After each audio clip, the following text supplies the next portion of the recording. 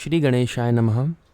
आज मैं इस वीडियो में ये बताऊंगा कि श्रीमद् भागवत है, ये गीता प्रेस की है, पब्लिकेशन की, और इसको कैसे पढ़ना चाहिए। तो सबसे पहले तो ये किताब ख़रीद लीजिए। ये किताब आपको कहीं से भी, किसी भी गीता प्रेस के स्टोर से मिल जाएगी, ठीक है। और ये कई एडिशंस में आती है, जैसे एक वो वाला एडिशन भी आता है जिसमें संस्कृत भी होती है और हिंदी भी होती है। मेरे पास अभी ये केवल हिंदी वाला है, ठीक है। तो पहले गीता प्रेस से आप ये किताब खरीद लीजिए।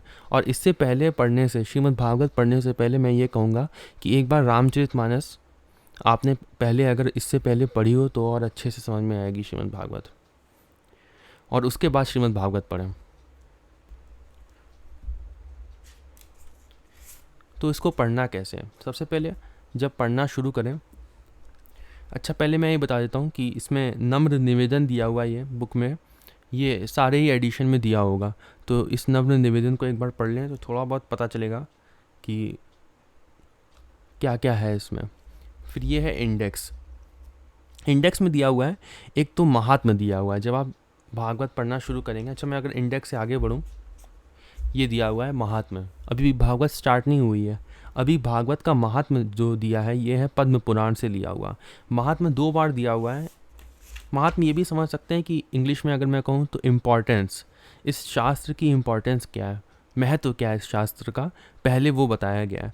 तो पद्म पुराण में कई शास्त्रों के महात्म्य दिए हुए हैं, जैसे श्रीमद् भगवत गीता के जो महात्म्य हैं वो भी पद्म पुराण में दिए हुए हैं। तो वहीं से उठा के गीता प्रेस वालों ने इसको यहाँ पे दिया हुआ है, जिससे आप पहले इस शास्त्र की इम्पोर्टेंस को समझ सकें, महत्व को समझ सकें। इसलिए उन्होंने 6 अध्याय पद्म पुराण से उठाकर जो भागवत महात्म्य से संबंधित थे वो यहाँ पे दिए हैं, ठीक है। फिर यहाँ प्रथम स्कंद शुरू होगा और 6 अध्याय यहाँ पे दिए हुए हैं। और जब पूरी भागवत के 12 स्कंद समाप्त हो जाते हैं तब फिर महात्म्य के 4 अध्याय पद्म पुराण से जो लिए जाते हैं वो लिखे हुए हैं, ठीक है। सबसे पहले फिर आपको महत्व पढ़ना चाहिए। अगर आप पहली बार भागवत पढ़ रहे हैं तो आपको महत्व, महात्म्य जिसको कहते हैं, वो पढ़ना चाहिए। उससे आपको पता चलेगा इसके बारे में, और ठीक है। सबसे पहली बार फिर आप पढ़ रहे हैं तो महात्म्य पढ़ें। महात्म्य में क्या दिया हुआ है, और जब आप महात्म्य पढ़ेंगे तो उससे पहले जब आप रोज़ भागवत पढ़ना शुरू करेंगे तब मैं बता देता हूँ आपको क्या करना चाहिए। पहले तो आपको गणेश जी का ध्यान करना चाहिए। आप कोई भी मंत्र पढ़ सकते हैं, गणेश जी का कोई भी स्तुति पढ़ सकते हैं, किसी भी तरीके से ध्यान करना चाहिए। कोई बिना मंत्र स्तुति नहीं कर रहे हैं तो भी ध्यान कर लेंगे अगर, तो वो भी उतना भी काफ़ी होगा। तो जैसे मैं करता हूँ, मैं श्री गणेशाय नमः बोलता हूँ जब भी मैं शुरू करता हूँ, ठीक है। तो श्री गणेशाय नमः बोल सकते हैं। उसके बाद जिनको परम भागवत कहते हैं, जो भगवान के इस भागवत धर्म को जानते हैं। अभी मैं भागवत धर्म के बारे में भी इस वीडियो में, जब इस शास्त्र के बारे में पूरा बता दूंगा कि इसमें क्या क्या है, तब उसके अंत में मैं भागवत धर्म के बारे में बताऊंगा।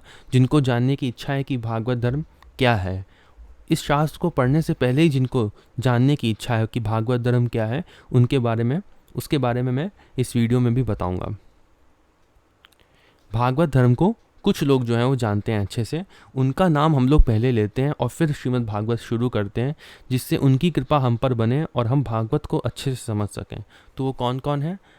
प्रहलाद, नारद, पराशर, पुंडरीक, व्यास, अम्बरीश, शुक, शौनक, भीष्म, दालभ्यान, रुक्मांगद, अर्जुन, वशिष्ठ, विभीषण।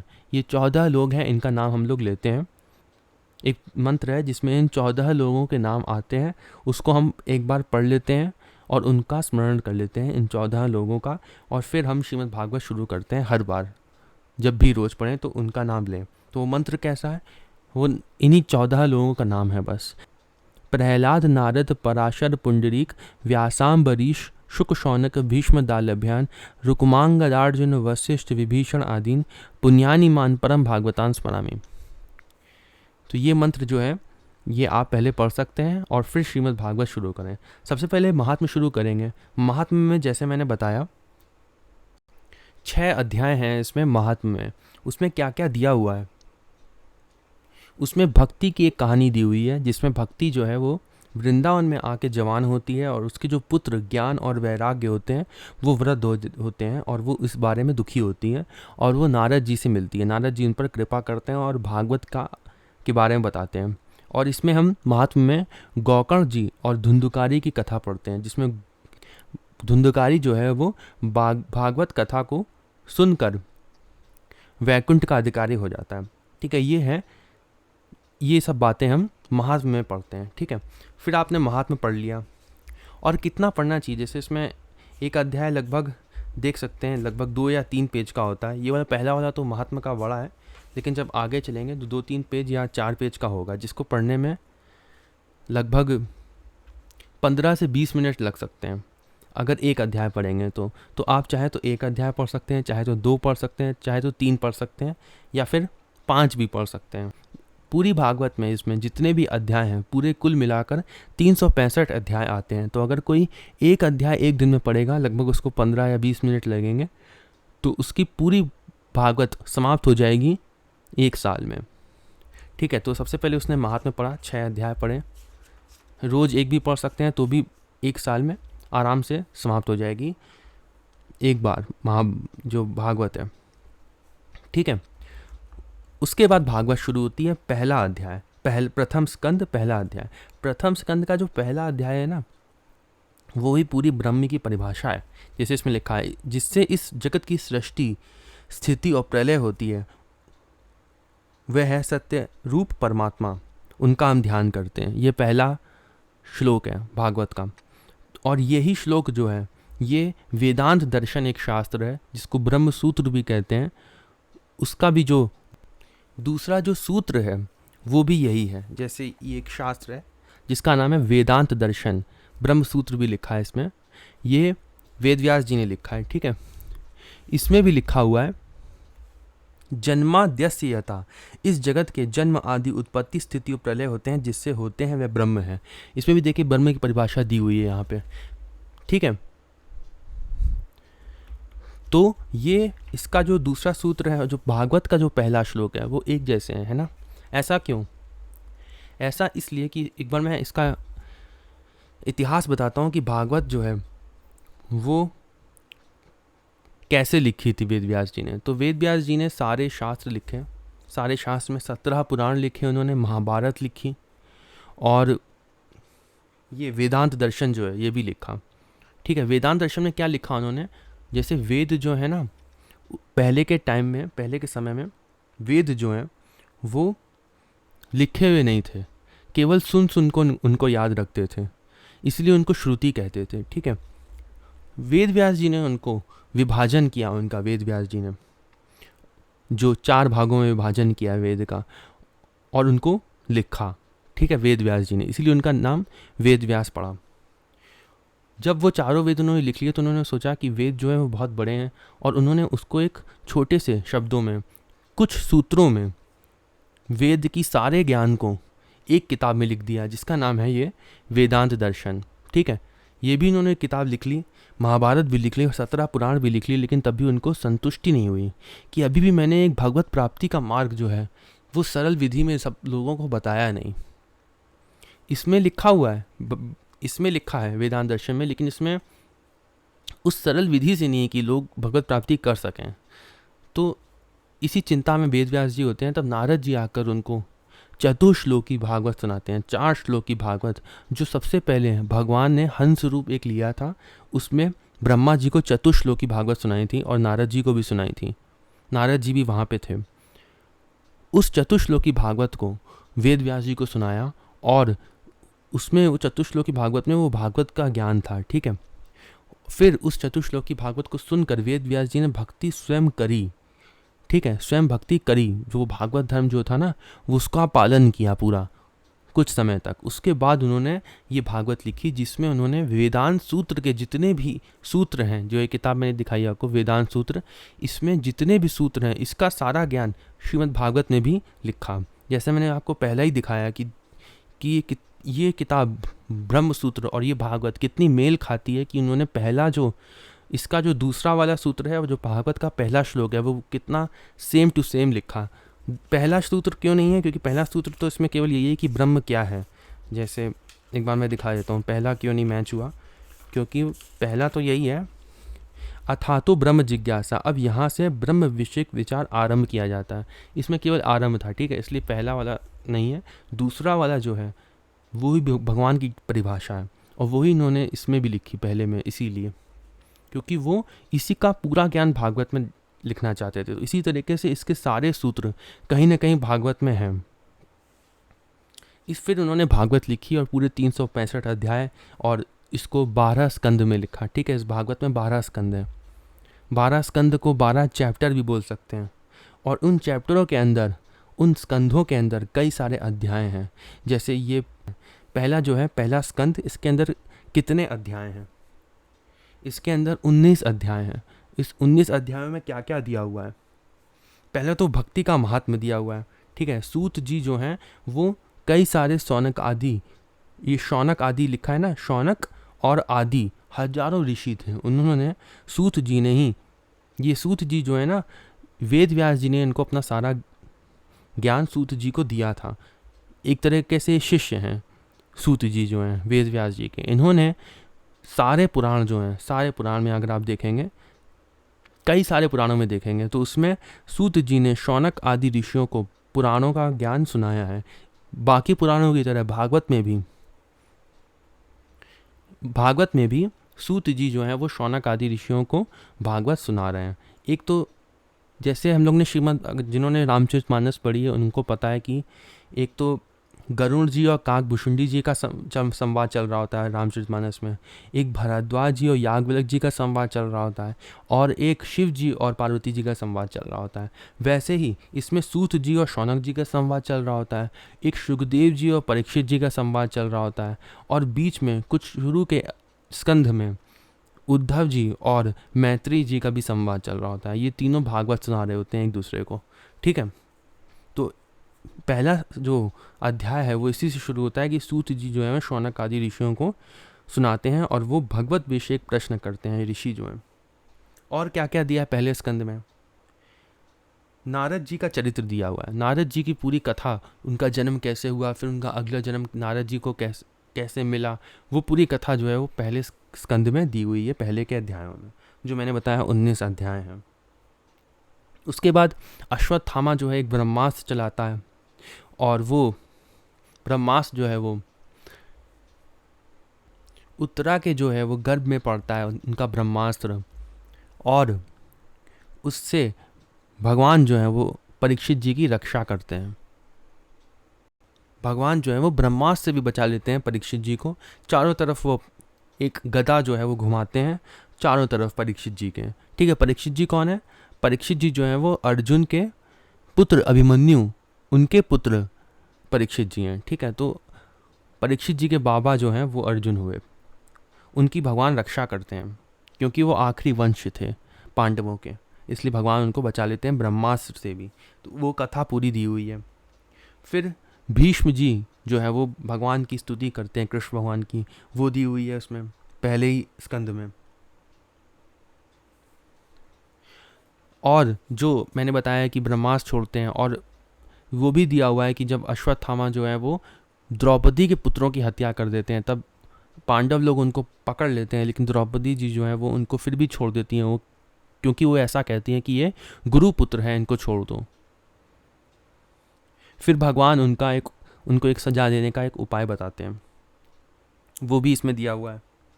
फिर विदुर जी जो है वो धृतराष्ट्र के पास और गांधारी के पास जाते हैं, उनको ज्ञान देते हैं, और वो उनको अपने साथ वन ले जाते हैं। अर्जुन जो है वो द्वारका जाता है और द्वारका से लौटता है, फिर वो दुखी होता है, वो भी कथा इसमें दी हुई है। भगवान जो है वो लौट जाते हैं, और अर्जुन जो इतना बड़ा जो है वो गांडीवधारी था, वो भी हार जाता है क्योंकि भगवान उसके साथ नहीं थे। ये भी पूरी कथा दी हुई है, ये बहुत ही अच्छा अध्याय है, ये यहीं पे आगे दिया हुआ है, ये भी इसमें देख लीजिएगा। बहुत सारी अच्छी चीज़ें, वैसे जो भीष्म जी की जो स्तुति है वो भी बहुत अच्छी है, ठीक है। तो वो भी दिया हुआ है इस भागवत में। पांडव जो है वो अपना राज्य परीक्षित जी को देखकर वापस स्वर्ग चले जाते हैं, ठीक है। परीक्षित जी जो है वो कलयुग पर विजय प्राप्त कर लेते हैं। एक तरह से कलयुग जो है वो अपना प्रभाव परीक्षित जी के राज्य में नहीं दिखा पाता है, और कलयुग हार जाता है। कलयुग कहता है, राज जो परीक्षित जी जो होते हैं वो कहते हैं कि तुम यहाँ से चले जाओ, मेरे राज्य में तुम नहीं व्यापोगे।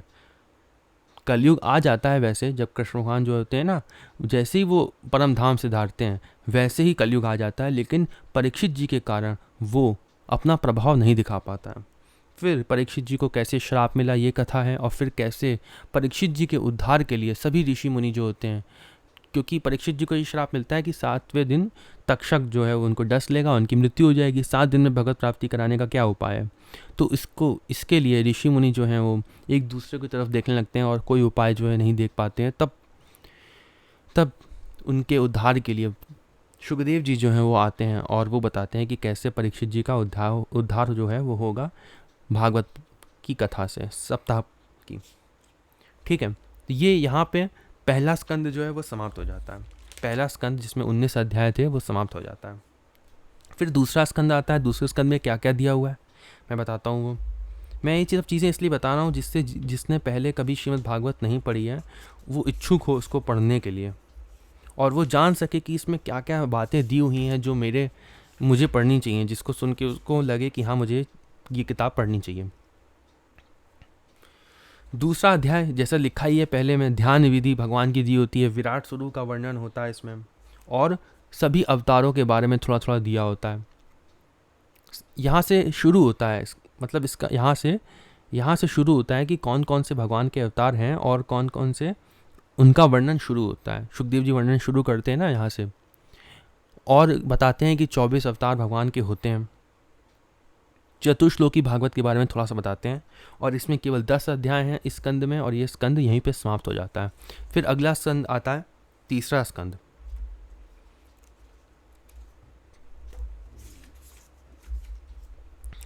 तीसरा स्कंद यहाँ से आता है। यहाँ पे उद्धव जी जो हैं वो विदुर से मिलते हैं, फिर वो मैत्रेय जी के पास जाते हैं। यहाँ पे भी इसमें भी वो मैत्रेय जी विराट स्वरूप का वर्णन करते हैं भगवान के, कि उसमें भगवान की त्वचा ये है और भगवान की पीठ में अधर्म है, और बहुत सारे जो हैं वो आप पढ़ेंगे तो समझेंगे कि विराट पुरुष में क्या क्या हैं, क्या क्या बातें दी हुई हैं भगवान के विराट पुरुष में। ब्रह्मा जी की उत्पत्ति कैसे हुई ये दिया हुआ है तृतीय स्कंद में, और दिया हुआ है वराह भगवान के बारे में। वराह भगवान कौन थे? भगवान के दूसरे अवतार थे। पहले अवतार कौन थे? पहले अवतार भगवान के, जैसे इसमें मैंने बताया ना कि 24 अवतार की भगवान की कथाएं इस श्रीमद् भागवत में है, तो एक एक करके आती हैं वो। ठीक है, पहले में सनकादिक मुनि जो थे, सनक, सनंदन, सनातन, सनत कुमार, इनके बारे में शुरू में ही थोड़ा सा दिया हुआ था। फिर दूसरा जो अवतार होता है भगवान का वो होता है वराह अवतार। भगवान जो है वो रसातल में चली गई, जो पृथ्वी चली गई थी, उसको वापस ला के स्थापित करते हैं और हिरण्याक्ष का वध करते हैं। जय और विजय की भी कथा इसी में है। जय और विजय के ही 3 जो हैं वो जन्म होते हैं। कौन कौन से 3 जन्म होते हैं? यही हिरण्यकश्यपु, हिरण्याक्ष, रावण, कुंभकर्ण और शिशुपाल दंतक पत्र वाले। ठीक है, तो ये इसकी कथा, उनको कैसे श्राप मिला, कैसे सनकादिक मुनि वैकुंठ में आकर उनको श्राप देते हैं, और भगवान भी उनके उद्धार के लिए कहते हैं कि मैं जन्म लूँगा।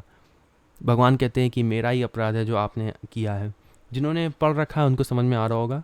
तो ये कथा ऐसी होती है कुछ, और ये कथा भी इसी तृतीय स्कंद में, तीसरा जो स्कंद है, तीसरा चैप्टर जो है उसमें होती है। इसमें मैंने बताया कि कितने अध्याय हैं इसमें 33 अध्याय हैं इस स्कंद में। ये सब कथाएँ इसमें हैं।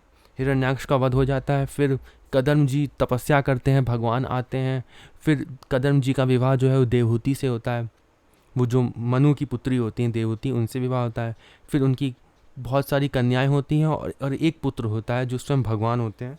कौन से? कपिल मुनि होते हैं। वो कपिल मुनि जो है वो अपनी माँ को ब्रह्म ज्ञान देते हैं, पूरा बहुत सारा ज्ञान देते हैं, सांख्य शास्त्र का ज्ञान देते हैं, और एक बहुत ही अच्छी बात बताते हैं वो कि जीव की क्या गति होती है जब वो मनुष्य अवतार लेता है और गर्भ में रहता है, और वो स्तुति करता है भगवान की। ये बहुत ही अच्छा अध्याय है, ये सभी को पता होना चाहिए और सुनना चाहिए। तो ये कथा भी इसी में है। भागवत धर्म के बारे में भी वो देवहूति जी को बताते हैं। ठीक है, फिर 33 अध्याय समाप्त होते हैं और तृतीय स्कंद जो है वो समाप्त हो जाता है। मैंने छोटे छोटे शब्दों में कहा है, वैसे इसमें और भी बहुत कुछ है। अगर मैं और भी बताऊंगा तो वीडियो और लंबी हो जाएगी, वैसे भी वीडियो काफ़ी लंबी हो रही है। चतुर्थ स्कंद आता है। फिर चतुर्थ स्कंद में 31 अध्याय हैं और इसमें छोटे से मैं अगर मैं बताऊं क्या दिया हुआ है, जैसे इसमें पहले ही अध्याय में लिखा है मनु की कन्याओं के वंश का वर्णन है। सती जी की पूरी कथा है इसमें, जो सती जी की कथा हर शास्त्र में होती है, ऐसा कोई शास्त्र नहीं जिसमें सती जी की कथा ना हो। रामचरितमानस जिन्होंने पढ़ी है उनको भी पता होगा कि सती जी की कथा उसमें भी है, रामचरितमानस में, और हर शास्त्र में है, जिसमें वीरभद्र आके यज्ञ विध्वंस करते हैं, वो कथा।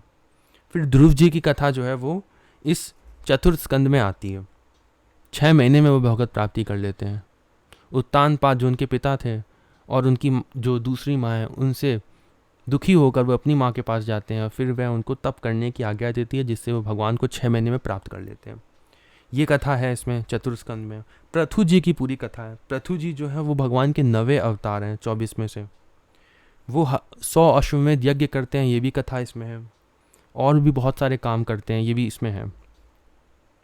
पुरंजन की कथा पूरी दी हुई है चतुर्थ स्कंद में, और कैसे उसको स्त्री योनि प्राप्त होती है। फिर वो स्त्री योनि प्राप्त होने के बाद जब सती होने के लिए जा रहे होते हैं पुरंजन जो हैं, तब नारद जी आकर उनको ज्ञान देते हैं। ये कथा भी इसमें दी हुई है चतुर्थ स्कंद में। ठीक है, तो ये चतुर्थ स्कंद यहाँ पे समाप्त हो जाता है 31 अध्याय से। फिर उसके बाद पंचम स्कंद आता है। अगर आप एक एक अध्याय भी रोज पढ़ेंगे तो भी आपको पता भी नहीं चलेगा, 1 साल निकल जाएगा और आपकी भागवत पूरी हो जाएगी। इसलिए ज़रूर पढ़ें भागवत को, बहुत ही सबसे बढ़िया शास्त्र है। फिर पंचम स्कंद आता है। पंचम स्कंद में जो है ऋषभ देव जी जो भगवान के 8वें अवतार हैं, उनकी पूरी कथा दी हुई है। वो कैसे अवधूत योग बताते हैं सब लोगों को, कि वैसे अवधूत योग का पालन करते हुए बताते हैं कि ये कैसा योग है भगवान को प्राप्त करने का, इसके बारे में बताते हैं। उनके जो पुत्र 100 पुत्र होते हैं, जिसमें सबसे बड़े भरत होते हैं, वो भगवत प्राप्ति के लिए बन जाते हैं, हिरण में आसक्त हो जाते हैं। फिर हिरण योनि प्राप्त होती है। फिर अगला जन्म एक और होता है जिसमें वो जड़ भरत कहलाते हैं, वो कलयुग में होता है। और उनका और राजा रहुगण का एक संवाद है जो ब्रह्म ज्ञान भागवत धर्म के ऊपर है, वो भी इसी स्कंद में, पंचम स्कंद में दिया हुआ है। और इसमें वंशों का वर्णन है और कई प्रकार के नरकों का वर्णन है। जैसे जो गरुड़ पुराण में पूरे नरकों का वर्णन दिया है, उसमें कुछ संक्षेप में कुछ शब्दों में पंचम स्कंद में भी दिया हुआ है।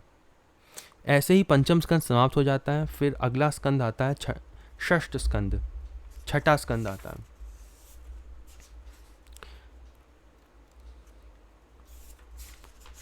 षष्ठ स्कंद आ जाता है, जिसमें पहले ही अध्याय में लिखा है क्या, अजामिल उपाख्यान। इसमें अजामिल उपाख्यान है और अजामिल की कैसे भगवत प्राप्ति होती है, कैसे विष्णु दूत आके बचा लेते हैं उनको, कैसे यमदूत आते हैं, विष्णु दूत यमदूतों को भगा देते हैं। फिर यमदूत वापस यमराज के पास जाते हैं।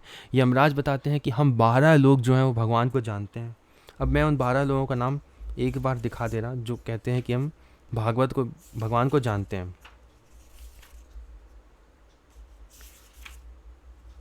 यहाँ पे दिया है तीसरे अध्याय में यम और यमदूतों का संवाद। इसी में वो बताते हैं ब्रह्मा जी पहले, दूसरे नारद जी, फिर भगवान शंकर, सनत कुमार, कपिल देव, स्वयंभुव मनु, प्रहलाद, जनक, भीष्म पितामह, बलि, शुकदेव और मैं धर्मराज, हम 12 लोग भगवान को जानते हैं। ये बहुत ही अच्छा संवाद है। अजामिल की जो कथा है बहुत ही अच्छी है, कैसे नाम के प्रभाव से वो बच जाता है अपने पुत्र नारायण को बुलाने के कारण। ये भी कथा पूरी अजामिल की इसमें दी हुई है। दक्ष प्रजापति जो होते हैं, उनके पुत्र प्रचेता गणों को नारद जी जो हैं वो भगवान की तरफ लगा देते हैं, जिसके कारण दक्ष प्रजापति उनको श्राप दे देते हैं नारद जी का कि आप कहीं 2 घड़ी से ज़्यादा कहीं टिक नहीं पाएंगे। इसीलिए वो हमेशा चलते रहते हैं नारद जी, और वो नारद जी जो हैं उनका ये श्राप ग्रहण भी करते हैं। फिर नारायण कवच के बारे में दिया हुआ है। फिर वृत्रासुर की पूरी कथा दी हुई है। वृत्रासुर भगवान की स्तुति करता है उस समय, और इंद्र जो है अपने वज्र से वृत्रासुर को मार देता है। वो स्तुति जो है वृत्रासुर की वो बहुत ही अच्छी है, वो सबको पढ़नी चाहिए। वो भी इसी षष्ठ स्कंद में जो हम पढ़ रहे हैं, छठा स्कंद जो है इसी में दी हुई है। मरुदगण के बारे में दिया हुआ है कि कैसे मरुदगण जो है वो इंद्र अपने देवताओं में उसको मिला लेता है और इंद्र उनको 50 कैसे मरुदगण कर देता है गर्भ के अंदर। ये कथा इसमें दी हुई है। पुरंजन व्रत जो है वो कैसा है, कितना कठिन होता है और कैसे भगवान का होता है, उसका कैसे पालन होता है, ये भी इसी स्कंद में दिया हुआ है। उसके बाद सप्त स्कंद जो है वो आता है। सप्त स्कंद इसके बाद आता है 7वां स्कंद। उसमें क्या दिया होता है? उसमें पूरा प्रहलाद चरित्र है। इस स्कंद में प्रमुख जो है वो प्रहलाद चरित्र और हिरण्यकश्यपु का वध और नरसिंह भगवान का अवतार। नरसिंह भगवान कौन है? भगवान के 14वें अवतार भगवान के हैं नरसिंह भगवान। उनका पूरा चरित्र इसमें दिया हुआ है। किसमें? सप्तम स्कंद में। तो अगर कोई केवल प्रहलाद जी का चरित्र पढ़ना चाहता है तो भागवत में केवल सप्तम स्कंद पढ़ ले, ठीक है। वैसे पूरी भागवत पढ़े तो अच्छा है। और क्या क्या दिया हुआ है सप्तम स्कंद में? मानव धर्म दिया हुआ है, वर्ण धर्म दिया हुआ है, स्त्री धर्म दिया हुआ है, और गृहस्थों के क्या क्या धर्म होते हैं ये भी सप्तम स्कंद में दिया हुआ है। फिर सप्तम स्कंद यहीं पे समाप्त हो जाता है जितना मैंने बताया उससे। और इसमें कितने अध्याय हैं? इसमें 14 अध्याय हैं। पिछला जो षष्ठ स्कंद था उसमें 19 अध्याय थे, ठीक है। अब इसके बाद 8वां स्कंद आता है। उसमें क्या क्या दिया हुआ है? उसमें गजेंद्र और ग्रह का जो कथा है, पहले भगवान गजेंद्र के बजाय ग्रह का उद्धार करते हैं। जो भक्त के चरण पकड़ लेता है भगवान पहले उसका उद्धार करते हैं, ये भी इसमें दिया हुआ है। और गजेंद्र की जो स्तुति होती है वो भी बहुत ही प्रचलित है, सभी जानते होंगे। वो भी इसी में दी हुई है भागवत के 8वें स्कंद में। समुद्र मंथन की पूरी कथा है, कैसे भगवान के कितने सारे अवतार होते हैं समुद्र मंथन के समय। एक तो कच्छप अवतार होता है जिसके ऊपर भगवान मंत्राचल धारण करते हैं और वासुकी से मथते हैं समुद्र को। तो कच्छप अवतार भगवान का 11वां अवतार होता है, उसकी कथा। धन्वंतरी अमृत लेकर प्रकट होते हैं, उनकी कथा 12वां अवतार भगवान का है वो। मोहिनी अवतार भगवान धारण करते हैं 13वां अवतार, और देवताओं को अमृत पिलाते हैं, देखते हैं दैत्यों की तरफ उनको मोहित करने के लिए, और अमृत जो है वो देवताओं को पिला देते हैं भगवान। पंगत में जो अमृत की पंगत बैठी होती है उसमें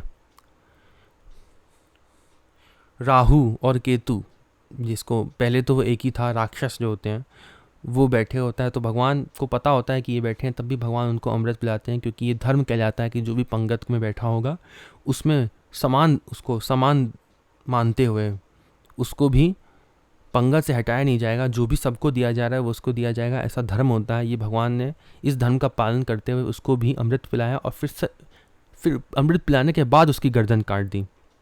इसीलिए राहु और केतु 2 बन गए। ये कथा भी इसी में दी हुई है। किसमें? 8वें स्कंद में। इसमें 24 अध्याय हैं और मनवंतरों का वर्णन दिया है। राजा बलि की कहानी इसमें दी हुई है, कैसे भगवान वामन अवतार धारण करके, जो भगवान का 17वां अवतार है वामन अवतार, उसको कैसे धारण करके भगवान 3 पग मानते हैं, जिसमें 2 पगों से ही तीनों लोक भगवान ब्रह्मलोक तक नाप लेते हैं। फिर तीसरा पग कहाँ रखूं कहते हैं, तो अब तुम नरक जाओगे। तो बलि कहते हैं आप मेरे सिर पे रखिए, और वो भगवान के सिर पे रखते हैं। भगवान फिर उनसे प्रसन्न हो जाते हैं और उनको सुतल लोक राज्य देते हैं। ये कथा पूरी इसमें बहुत अच्छे से दी हुई है। 8वें स्कंद में बहुत अच्छा है, कितने सारे भगवान के अवतारों का हमने पढ़ा इसमें। और मत्स्य अवतार आखिरी में, वो भी उनकी भी कथा दी हुई है, जो भगवान के 10वें अवतार थे। यहाँ पे 8वां स्कंद समाप्त होता है। इसके बाद अगला स्कंद आता है जो 9th चैप्टर जो आता है भागवत का, ठीक है, वो है 9वां स्कंद। उसमें कितने अध्याय हैं? तो इसमें भी 24 अध्याय हैं, जैसे 8वें स्कंद में थे। इसमें अम्बरीश जी की कथा है, दुर्वासा जी का श्राप। दुर्वासा जी श्राप देने वाले होते हैं उस समय। अम्बरीश जी जो है, भगवान का जो चक्र होता है वो अम्बरीश जी के लिए आता है और दुर्वासा जी के पीछे पीछे घूमता है। ये कथा जो है ये इस स्कंद में दी हुई है। इक्ष्वाकु वंश के बारे में दिया हुआ है 9वें स्कंद के बारे में। कौन कौन इक्ष्वाकु वंश में हुए थे उनके नाम। राजा त्रिशंकु की कथा है इसमें। सगर चरित्र है, भगीरथ चरित्र है, भगीरथ जी जो गंगा जी को लेके आए थे उनका चरित्र है, और राम जी का चरित्र है जो भगवान के 20वें अवतार थे। फिर राम जी का चरित्र होने के बाद, और इसमें ये भी लिखा है राम जी के चरित्र में, क्या क्या लिखा है इसमें राम जी के चरित्र के बारे में, जो इसका 9वां स्कंद है ना, इसका जो 10वां अध्याय है उसमें लिखा हुआ है कि देवताओं की प्रार्थना से साक्षात परब्रह्म परमात्मा भगवान श्री हरि ही अपने अंशों से 4 रूप धारण करके राजा दशरथ के पुत्र हुए। उनके नाम थे राम, लक्ष्मण, भरत और शत्रुघ्न। ये चारों ही रूप भगवान के हैं, ये चारों ही रूप भगवान ने धारण करें और ये चारों ही विष्णु रूप हैं, ठीक है। तो इसमें ऐसी चीज़ लिखी है, तो ये चारों ही रूप भगवान धारण करके अवतार ग्रहण करते हैं। ये इसमें दिया है, थोड़ी थोड़ी भगवान की लीलाएं दी हुई हैं राम जी की, और परशुराम जी की कथा दी हुई है। फिर जो भगवान के 18वें अवतार थे, ययाति जी का चरित्र दिया हुआ है, रंती देव जी का चरित्र दिया है, और चंद्रवंश के बारे में दिया है। फिर चंद्रवंश में कृष्ण भगवान आते हैं, तो फिर चंद्रवंश के वर्णन के बाद ये स्कंद जो है वो समाप्त होता है, और अगला स्कंद आता है जो सबसे प्रमुख है श्रीमद् भागवत का। अभी तक यहाँ नवम स्कंद तक, 12 स्कंद है ना, नवम स्कंद तक लगभग भागवत जो है वो आधी होती है, आधी कह सकते हैं, ठीक है।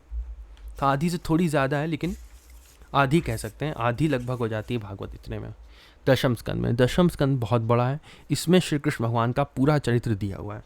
क्या क्या दिया है? श्री कृष्ण भगवान की जितनी लीलाएं थी, पूतना का उद्धार किया, यमलार्जुन का उद्धार किया, बकासुर, अघासुर, प्रलंबासुर और कालिय नाग, ये सभी लीलाएं इसमें दी हुई हैं दशम स्कंद में, ठीक है। और क्या क्या दिया हुआ है? चीर हरण की भगवान की लीला, जो भगवान वस्त्र चुराते हैं गोपियों के। गोवर्धन धारण की लीला दी हुई है दशम स्कंद में ही। दशम स्कंद में भी यहाँ 2 पार्ट हैं, ठीक है। एक है पूर्वार्ध और एक है उत्तरार्ध। पूर्वार्ध में 50 अध्याय हैं और उत्तरार्ध में 40 अध्याय हैं। तो अभी मैं पूर्वार्ध का बता रहा हूँ, ठीक है। गोपी गीत दिया हुआ है पूर्वार्ध में ही, और महारास के 5 अध्याय दिए हुए हैं, जिसको रास पंचाध्यायी कथा भी कहते हैं। 5 अध्याय हैं, 28 से 33 तक, ठीक है। अभी तो मैंने बताया 50 तक हैं पूर्वार्ध में, जिसमें 28 से 33 तक महारास के बारे में दिया हुआ है। और भी भगवान की लीलाएं, जो कंस के पास भगवान जाते हैं, कंस का उद्धार करते हैं और मथुरा गमन करते हैं, वहाँ पे भी कंस का उद्धार करते हैं वहीं पे। और लगभग इतने में प्रमुख जो मैंने बताया उसमें में पूर्वार्ध समाप्त हो जाता है। उसके बाद भगवान द्वारकावासी होते हैं और वहाँ से शुरू होता है उत्तरार्ध। 23वां अध्याय चल रहा है, उत्तरार्ध खोल लूँ एक बार मैं। 39वां अध्याय, 50 अध्याय हैं दशम स्कंद में। सबसे बड़ा जो स्कंद है वो दशम स्कंद ही है पूरी भागवत में।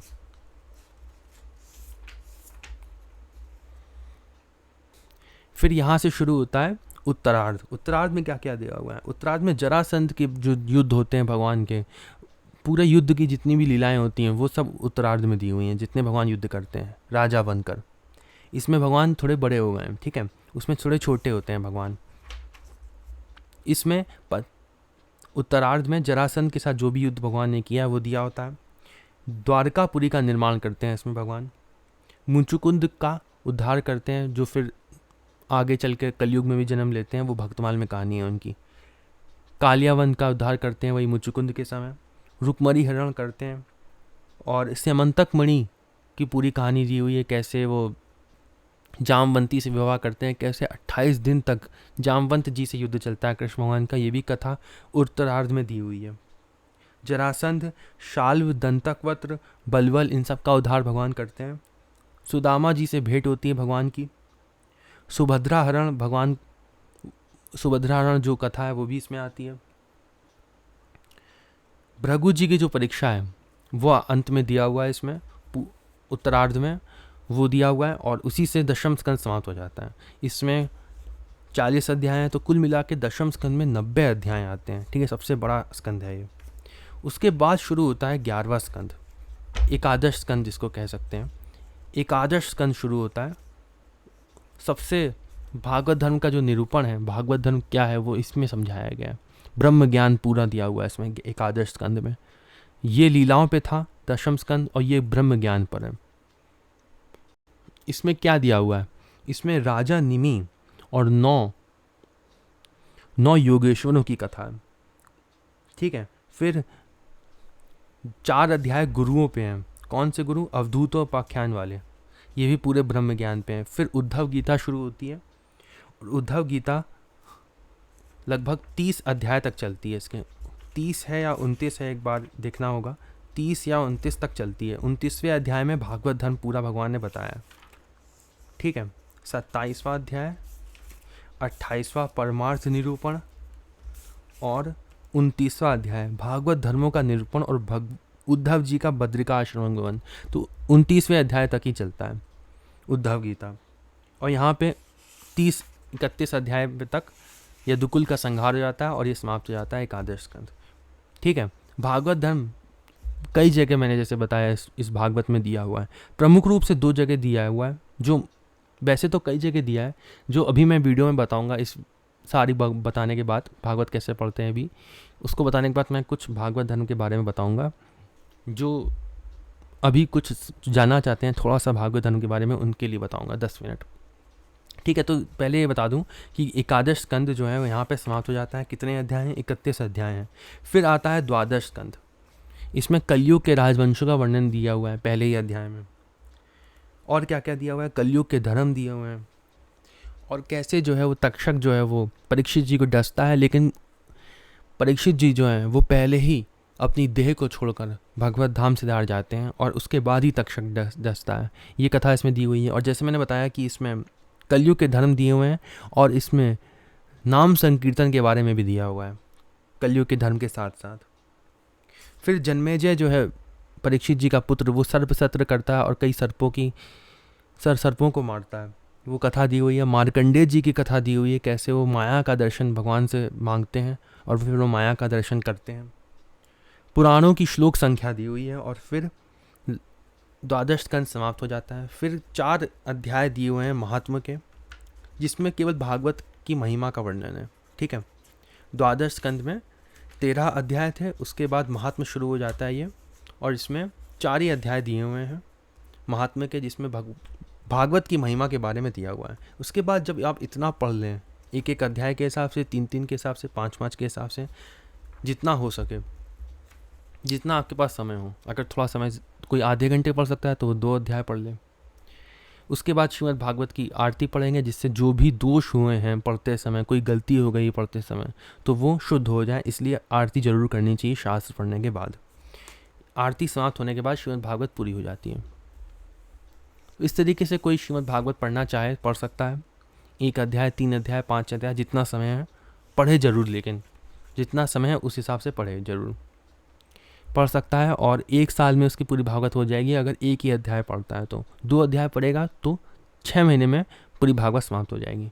अब मैं कुछ भागवत धर्म के बारे में बताता हूँ। जो लोग ये सुनना चाहते हैं कि भागवत धर्म क्या होता है, जिन्होंने केवल भागवत पढ़नी है, वो वीडियो चाहे तो यहीं रोक सकते हैं, ठीक है। जिनको ये जानना था कि भागवत में क्या है और कैसे पढ़नी है। अब मैं कुछ भागवत धर्म के बारे में बताऊँगा। एकादश स्कंद के 2 वृत्तांत बताऊँगा। पहला एक कवि जी का, सबसे बढ़िया उन्होंने बताया है, और एक भगवान का स्वयं, जो एकादश स्कंद के 29वें अध्याय में भगवान ने भागवत धर्म के बारे में बताया है। भागवत धर्म क्या है? जिससे भगवान की प्राप्ति होती है। वो मार्ग क्या है? अगर कोई इतनी बड़ी भागवत कोई नहीं पढ़ सकता और केवल भगवान को प्राप्त करना चाहता है, तो भागवत धर्म क्या है उसके लिए मैं थोड़ा सा बताऊंगा। पहला तो कवि जी का बताऊंगा। कवि जी जो है वो 9 गुरुओं में सबसे परम श्रेष्ठ और सबसे बड़े थे, इसीलिए सबसे पहले वही बोलते हैं। और वो केवल कोई भी इधर उधर की बातें नहीं करते हैं, और केवल भागवत धर्म के बारे में बोलते हैं। 9 योगेश्वर ने सबसे पहले यहीं पे होना चाहिए।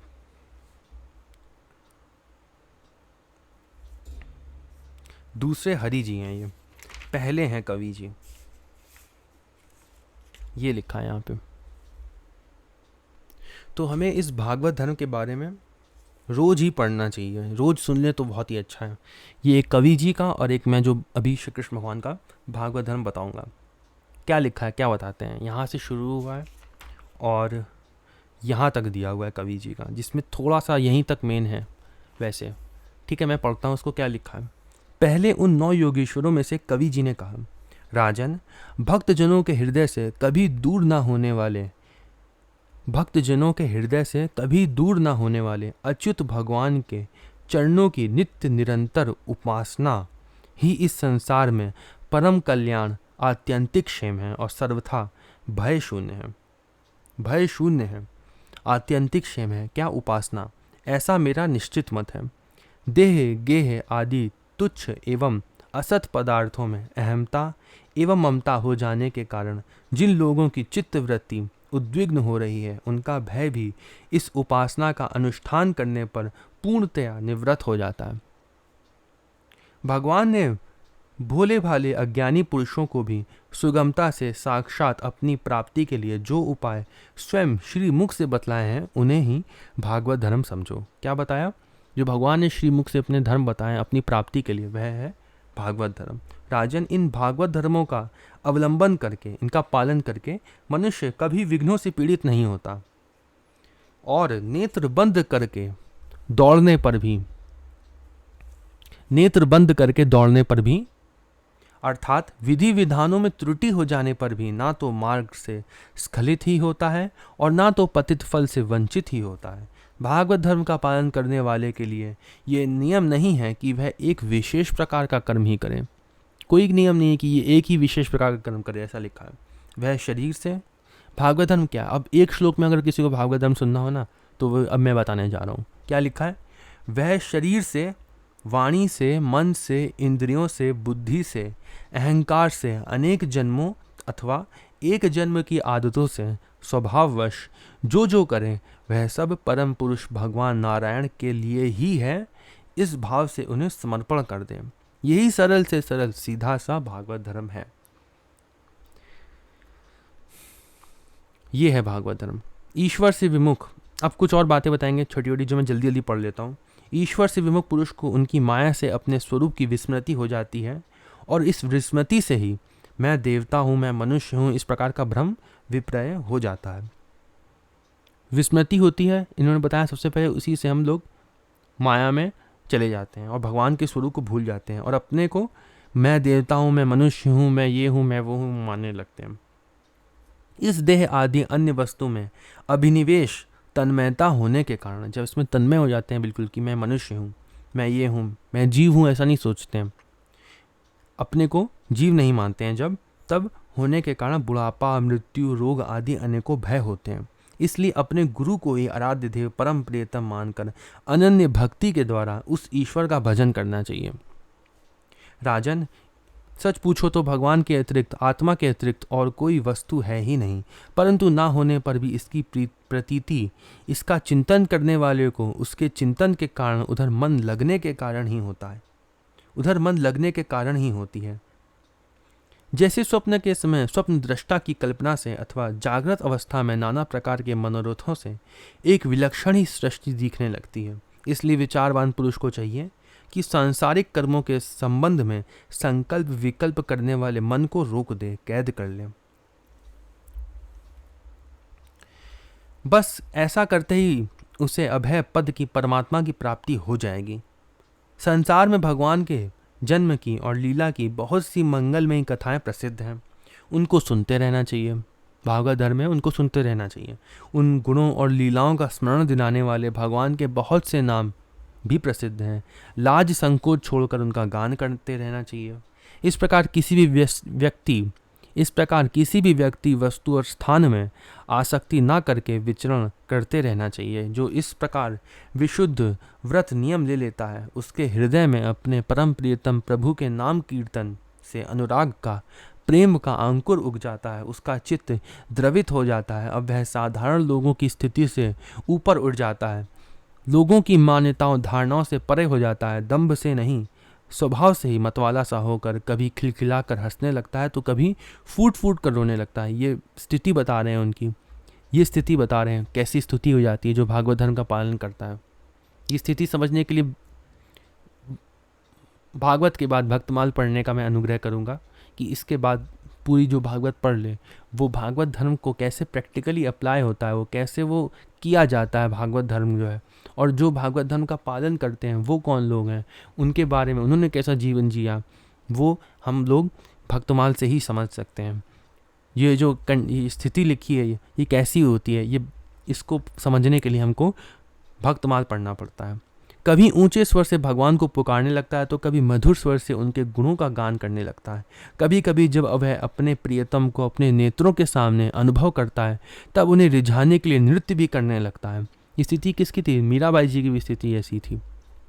राजन, यह आकाश, वायु, अग्नि, जल, पृथ्वी, ग्रह, नक्षत्र, प्राणी, दिशाएं, वृक्ष, वनस्पति, नदी, समुद्र सब के सब भगवान के शरीर हैं। सभी रूपों में स्वयं भगवान प्रकट हैं। ये जो है दूसरे स्कंध में विराट स्वरूप में भी वर्णन दिया हुआ है इसका। ऐसा समझकर वह जो कोई भी उसके सामने आ जाता है, चाहे वह प्राणी हो या अप्राणी, उसे अनन्य भाव से, भगवत भाव से प्रणाम करता है। तुलसीदास जी ने भी किया था, नामदेव जी ने भी किया था। ये इसको कनेक्ट कर सकता है, वो इसको जोड़ सकता है। जिसने भक्तमाल अच्छे से पढ़ी है वो इन सब चीज़ों को उस भक्त से जोड़ सकता है और समझ सकता है कि इसको कैसे करना चाहिए।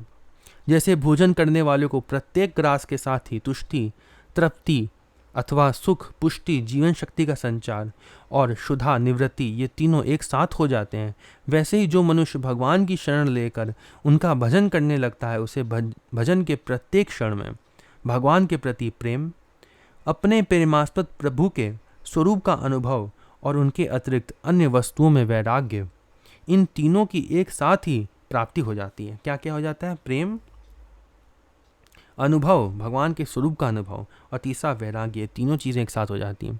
राजन, इस प्रकार जो प्रतिक्षण एक एक वृत्ति के द्वारा भगवान के चरण कमलों का ही भजन करता है, उसे भगवान के प्रति प्रेममयी भक्ति, संसार के प्रति वैराग्य और भगवान के स्वरूप की और अपने प्रियतम भगवान के स्वरूप की स्फूर्ति, ये सब अवश्य ही प्राप्त होते हैं। ये भागवत हो जाता है, वह भागवत हो जाता है। और जब ये सब प्राप्त हो जाते हैं तब वह स्वयं परम शांति का अनुभव करने लगता है। ये भागवत धर्म था जो कवि जी ने बताया, जो मुझे सबसे अच्छा लगता है। जो भागवत धर्म का जो अर्थ है वो पूरी भागवत में सबसे अच्छा मुझे यही लगता है। ठीक है, एक ये लगता है और एक और भागवत धर्म का जो एक्सप्लेनेशन है, एक और भागवत धर्म समझाते हुए अब हम वो पढ़ेंगे। उसके बाद मैं ये वीडियो समाप्त कर दूंगा। एकादश स्कंद 11वें स्कंद के 29वें अध्याय में भगवान ने अंत में सबसे बताया है उद्धव जी को। यहाँ से शुरू करेंगे और यहाँ पे समाप्त करेंगे। क्या बताया भगवान ने? भागवत धर्म क्या है? प्रिय उद्धव, अब मैं तुम्हें अपने उन मंगलमय भागवत धर्मों का उपदेश करता हूँ जिनका श्रद्धापूर्वक आचरण करके मनुष्य संसार रूप दुर्जय मृत्यु को अनायास ही जीत लेता है। जो भागवत नहीं पढ़ सकते वो केवल यही सुन लें और इसका पालन करें और इसको रोज पढ़ें, केवल इतने को ही।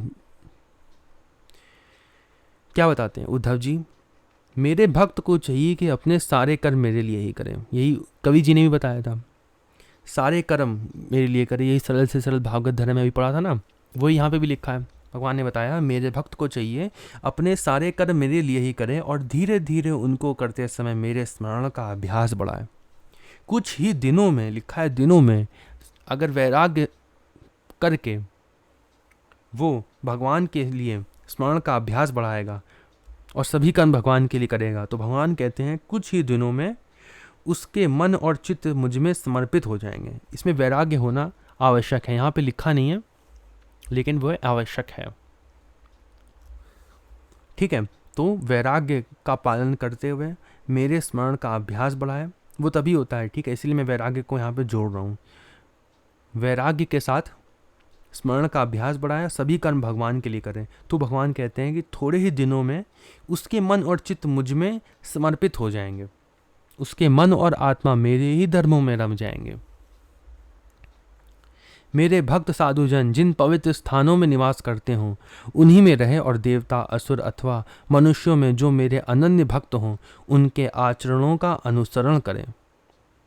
जो भक्त हों उनका अनुसरण करें और पवित्र स्थानों में जहाँ संत जन रहते हों वहाँ रहें। पर्व के अवसरों पर सबके साथ मिलकर अथवा अकेला ही नृत्य, गान, वाद्य आदि महाराजोचित ठाट बाट से मेरी यात्रा आदि के महोत्सव करें।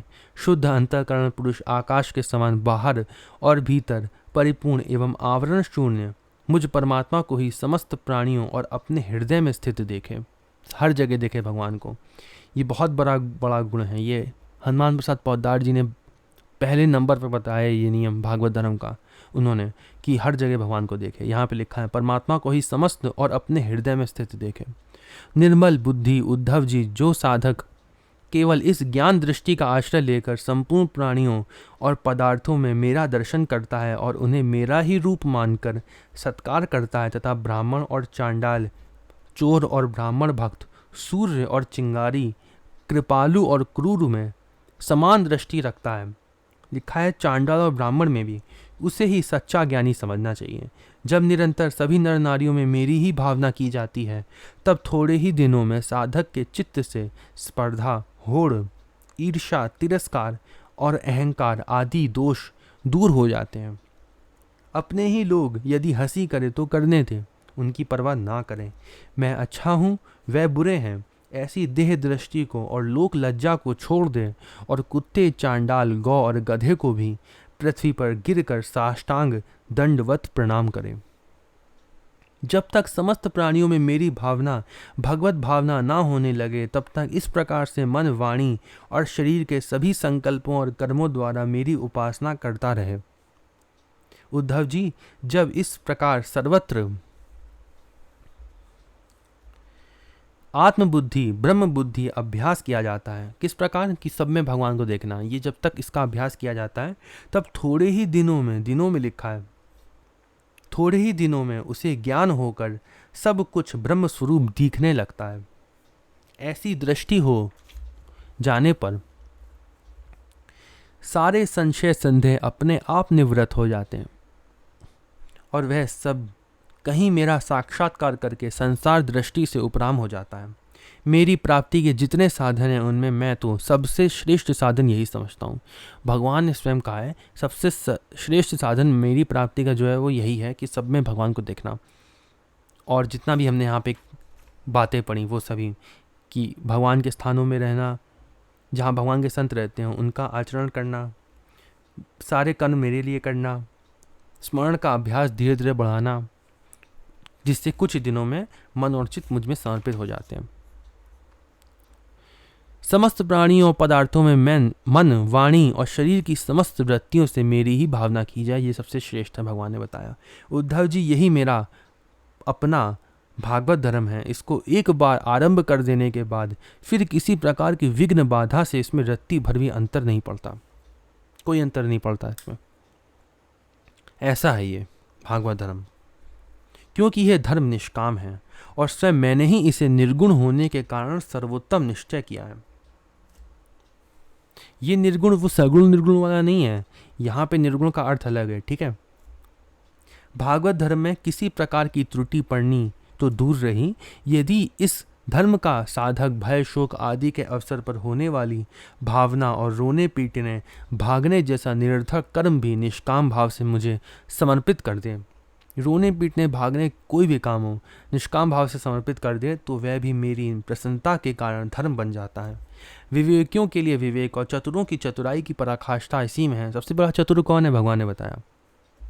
सबसे बड़ा चतुर कौन है? भगवान ने बताया चतुराई की पराकाष्ठा इसी में है कि वह इस विनाशी और असत्य शरीर के द्वारा मुझ अविनाशी एवं सत्य तत्व को प्राप्त कर ले। जो भगवत प्राप्ति कर ले वो सबसे चतुर है, भगवान ने कहा। उद्धव जी, ये संपूर्ण ब्रह्म विद्या का रहस्य मैंने संक्षेप और विस्तार से तुम्हें सुना दिया। इस रहस्य को समझना मनुष्यों की तो कौन कहे, देवताओं के लिए भी अत्यंत कठिन है। मैंने जिस सुस्पष्ट और युक्त ज्ञान का वर्णन बार बार किया है, उसके मर्म को जो समझ लेता है उसके हृदय की संशय ग्रंथियाँ छिन्न भिन्न हो जाती हैं और वह मुक्त हो जाता है। मैंने तुम्हारे प्रश्न का भली भांति खुलासा कर दिया। जो पुरुष हमारे प्रश्नोत्तर को विचार पूर्वक धारण करेगा वह वेदों के भी परम रहस्य सनातन परब्रह्म को प्राप्त कर लेगा। जो पुरुष मेरे भक्तों को इसे भली भांति स्पष्ट करके समझाएगा, उस ज्ञानदाता को मैं प्रसन्न मन से अपना स्वरूप तक दे डालूंगा, उसे आत्मज्ञान करा दूंगा। उद्धव जी, यह तुम्हारा और मेरा संवाद स्वयं तो परम पवित्र है ही, दूसरों को भी पवित्र करने वाला है। जो प्रतिदिन इसका पाठ करेगा और दूसरों को सुनाएगा, इसका प्रतिदिन पाठ करना चाहिए भागवत धर्म का, जो भगवान ने बताया। लिखा है जो इसको इसका पाठ करेगा और दूसरों को सुनाएगा, वह इस ज्ञान दीप के द्वारा दूसरों को मेरा दर्शन कराने के कारण पवित्र हो जाएगा। जो कोई एकाग्र चित्त से इसे श्रद्धापूर्वक नित्य सुनेगा, उसे मेरी पराभक्ति प्राप्त होगी और वह कर्म बंधन से मुक्त हो जाएगा। यहीं पे लगभग हमारा भागवत धर्म जो है वो समाप्त होता है। आगे देख लेते हैं क्या लिखा है। प्रिय सखे, तुमने भलीभांति ब्रह्म का स्वरूप समझ लिया ना, और तुम्हारे चित्त का मोह एवं शोक तो दूर हो गया ना। तुम इसे दाम्भिक, नास्तिक, शठ, अश्रद्धालु, भक्तिहीन और उद्धत पुरुष को कभी मत देना। जो इन दोषों से रहित हो, ब्राह्मण भक्त हो, प्रेमी हो, साधु स्वभाव हो और जिसका चरित्र पवित्र हो, उसी को यह प्रसंग सुनाना चाहिए। यदि शूद्र और स्त्री भी मेरे प्रति प्रेम भक्ति रखते हो तो उन्हें भी इसका उपदेश करना चाहिए। जैसे दिव्य अमृत पान कर लेने पर कुछ भी पीना शेष नहीं रहता, वैसे ही यह जान लेने पर जिज्ञासु के लिए कुछ भी जानना शेष नहीं रहता। प्यारे उद्धव, मनुष्यों को ज्ञान, कर्म, योग, वाणिज्य और राजदंड आदि से क्रमशः मोक्ष, धर्म, काम और अर्थ रूप फल प्राप्त होते हैं, परंतु तुम्हारे जैसे अनन्य भक्तों के लिए वह चारों प्रकार का फल केवल मैं ही हूँ। जिस समय मनुष्य समस्त कर्मों का परित्याग करके मुझे आत्मसमर्पण कर देता है, उस समय वह मेरा विशेष माननीय हो जाता है और मैं उसे उसके जीवत्व से छुड़ाकर अमृत स्वरूप मोक्ष की प्राप्ति करा देता हूँ और वह मुझसे मिलकर मेरा स्वरूप हो जाता है। यहीं पे समाप्त होता है जितना भागवत धर्म मुझे बताना था, जितना मुझे लगा कि आवश्यक है जानना। और वैसे इस भागवत धर्म को समझना, जैसे इसमें लिखा है, बहुत ही कठिन है, देवताओं के लिए भी दुर्लभ है। तो ये भागवत धर्म 2 बार जहाँ पे आया था, वैसे ये कपिल मुनि ने भी बताया और कई जगह भागवत धर्म जो मैंने यहाँ पे अभी आपको बताया वो कई जगह आया है और अलग अलग शब्दों से समझाने की पूरी भागवत में कोशिश करी गई है। भागवत जो है वो एक स्तुति प्रधान ग्रंथ है। इसमें कितनी सारी स्तुतियाँ दी हुई हैं, कितने सारे भक्तों ने स्तुति करी है और ये एक प्रकार का भक्तमाल भी है क्योंकि इसमें कितने सारे भक्तों की भी चरित्र दिए हुए हैं।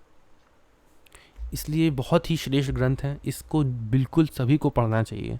कोई एक अध्याय भी 15 मिनट निकाल के अगर इसको पढ़ ले तो भी वो 1 साल में पूरी भागवत पढ़ सकता है। और कोई भी प्रश्न है इस शास्त्र से संबंधित कि श्रीमद् भागवत कैसे पढ़ना है, वो आप वीडियो के कमेंट में पूछ सकते हैं। डिस्क्रिप्शन में टेलीग्राम ग्रुप का लिंक दिया हुआ है, उसमें पूछ सकते हैं कि और भी कोई प्रश्न है और उसमें पहले के प्रश्न के उत्तर भी देख सकते हैं टेलीग्राम ग्रुप में। और अगर कोई इसी श्रीमद् भागवत की पढ़ते हुए वीडियोस देखना चाहते हैं तो वो भी चैनल में दी हुई हैं। 10वें स्कंद की और 11वें स्कंद की और 12वें स्कंद की वीडियोस जो हैं वो चैनल पे दी हुई हैं। श्रीमद् रामचरितमानस की वीडियोस भविष्य में अपलोड हो जाएंगी और भक्तमाल की वीडियोस जो हैं वो इन दोनों अपलोड हो रही हैं। तो भक्तमाल अगर कोई सुनना चाहे तो वो सुन सकता है। भक्तमाल कब पढ़नी चाहिए, कैसे पढ़नी चाहिए, वो भी वीडियोस उसकी वीडियो में बना दूंगा कि कैसे भक्तमाल पढ़नी चाहिए। सबसे पहले रामचरितमानस पढ़नी चाहिए, उसके बाद जो रामचरितमानस पढ़ चुके हैं वो श्रीमद् भागवत पढ़ें भागवत धर्म को जानने के लिए। भागवत धर्म जो है वो थोड़ा शुरू में जो पहली बार पढ़ेगा उसके लिए कठिन होगा, इसलिए पहले मैं कहता हूँ कि रामचरितमानस पढ़ लें, फिर भागवत पढ़ लें, उसके बाद भक्तमाल पढ़ें कि भागवत धर्म जिन्होंने पालन किया है वो कैसे किया है वो हम जान सकें। उसके लिए भक्तमाल पढ़ें। भक्तमाल पढ़ने के बाद हम विनय पत्रिका पढ़ें जो समर्थ गुरु का काम करता है और भगवत प्राप्ति के लिए है केवल विनय पत्रिका उसके बाद भक्तमाल के बाद पढ़नी चाहिए। और उसके बाद फिर वापस से हम रामचरितमानस, भागवत, भक्तमाल और विनय पत्रिका पढ़ सकते हैं। तो जो लोग भागवत पढ़ चुके हैं वो लोग भक्तमाल पढ़ें और अगर कोई भी प्रश्न है तो वो पूछ सकते हैं। ये वीडियो मैं फिर यहीं पे समाप्त करता हूँ। ओम नमो भगवते वासुदेवाय।